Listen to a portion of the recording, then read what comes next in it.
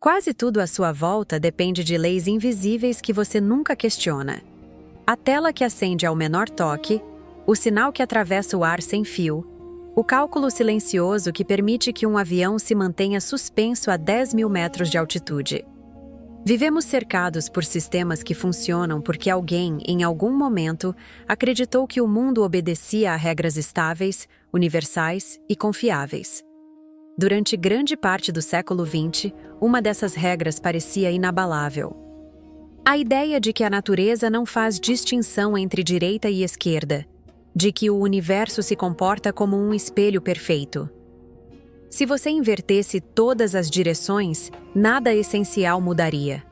Essa crença tinha nome, respaldo matemático e prestígio acadêmico. Chamava-se princípio da paridade. Ele não era apenas uma hipótese elegante. Era uma fundação conceitual, um alicerce silencioso sobre o qual outras teorias se apoiavam. Questioná-lo não era apenas discordar de um detalhe técnico, mas sugerir que algo profundo estava errado na forma como entendíamos a própria estrutura da realidade. Por isso, durante décadas, ninguém ousou testá-lo de forma definitiva. Não porque fosse impossível, mas porque parecia desnecessário. Até que, em um laboratório quase invisível ao público, entre equipamentos resfriados a temperaturas próximas do zero absoluto e medições repetidas até o limite da exaustão humana, uma mulher decidiu fazer exatamente isso. Ela não buscava provocar uma revolução, apenas medir com precisão. E quando os dados começaram a se acumular, ficou claro que o espelho não devolvia a mesma imagem. A simetria falhava. O universo escolhia um lado. Quando essa descoberta aparece nos livros de física, ela costuma ser apresentada de forma limpa, quase elegante. 2 nomes masculinos associados à teoria. Um Nobel, concedido em 1957. Uma narrativa que sugere que a verdade emergiu naturalmente do raciocínio matemático, como se o mundo tivesse aceitado a correção sem resistência. Mas essa é apenas a versão confortável da história. A realidade foi menos polida e muito mais silenciosa. A teoria que sugeria a quebra da paridade precisava de algo essencial para existir fora do papel: prova experimental. E essa prova não surgiu de um quadro negro, mas de um laboratório. Foi ali que entrou Tien-Shiung Wu, uma física experimental cuja reputação entre especialistas era sólida e incontestável, mas cujo nome raramente atravessava as fronteiras da academia. Wu não era conhecida por discursos grandiosos, nem por ideias abstratas de impacto midiático. Sua autoridade vinha de outra fonte. Ela fazia experimentos difíceis funcionarem. Na imagem pública da ciência, o gênio imagina. Na realidade prática, alguém mede, calibra, repete e confirma. E quase sempre, quem faz isso permanece fora da fotografia oficial. Tien-Shiung Wu nasceu em 1912, em uma pequena cidade da China, em um ambiente onde a educação feminina ainda era vista como exceção. Seu pai, educador, fundou uma escola para meninas em uma época em que isso não era um gesto político explícito, mas uma decisão prática contra a corrente. A escola não tinha luxo. Tinha mesas de madeira, livros gastos pelo uso constante e um ritmo disciplinado. Ali, Wu aprendeu cedo que conhecimento não era um evento espetacular, mas um processo contínuo, feito de repetição e paciência. Essa formação moldou sua relação com a ciência. Quando mais tarde se mudou para os Estados Unidos para estudar física, já carregava consigo uma postura incomum: respeito profundo pelos dados e desconfiança natural de verdades aceitas sem teste rigoroso. No laboratório, Wu se destacava não pela velocidade, mas pela consistência. Ela ajustava instrumentos com precisão quase obsessiva, repetia medições até eliminar qualquer dúvida estatística, e não aceitava resultados que não pudessem ser reproduzidos. Aos poucos, construiu uma reputação sólida entre colegas.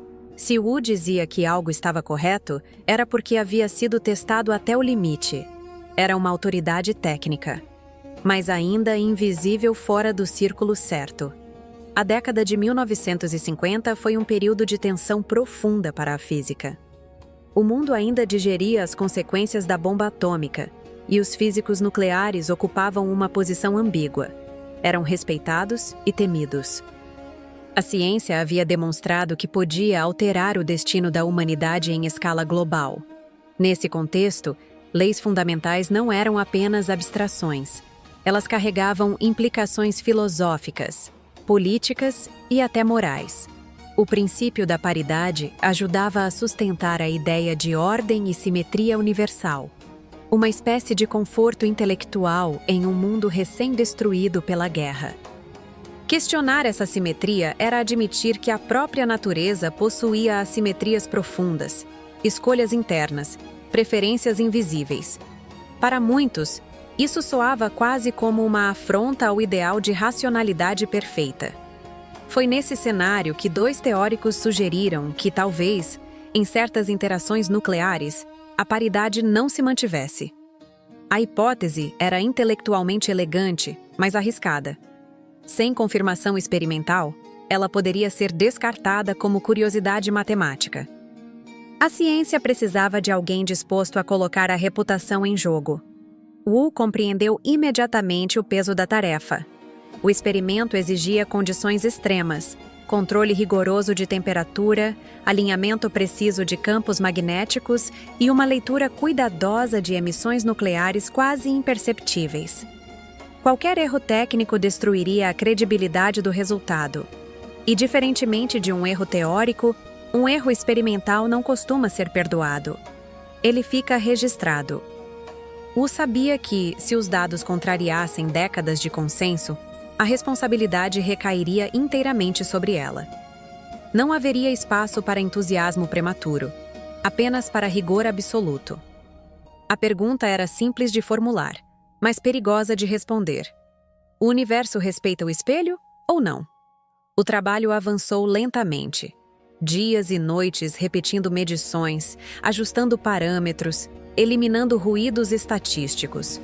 O laboratório não era palco de descobertas súbitas, mas de persistência metódica. Quando os primeiros resultados surgiram, não houve comemoração. Wu desconfiou deles. Revisou tudo. Repetiu o experimento. Ajustou novamente. Os dados insistiam. A assimetria não desaparecia. O padrão se mantinha. A paridade era violada. A natureza não se comportava como o espelho perfeito que a física imaginava. Wu não anunciou isso como vitória. Apenas documentou com precisão. Sabia que o peso da prova estava justamente na ausência de espetáculo. A publicação confirmou o impacto. O mundo científico reconheceu rapidamente a importância do experimento. Mas, quando chegou o momento de cristalizar a narrativa, algo previsível aconteceu. O reconhecimento público concentrou-se nos teóricos. O prêmio Nobel foi concedido a eles. Wu foi mencionada, quando muito, como colaboradora essencial. Não houve protesto formal. Não houve ruptura. Apenas uma redistribuição silenciosa do mérito.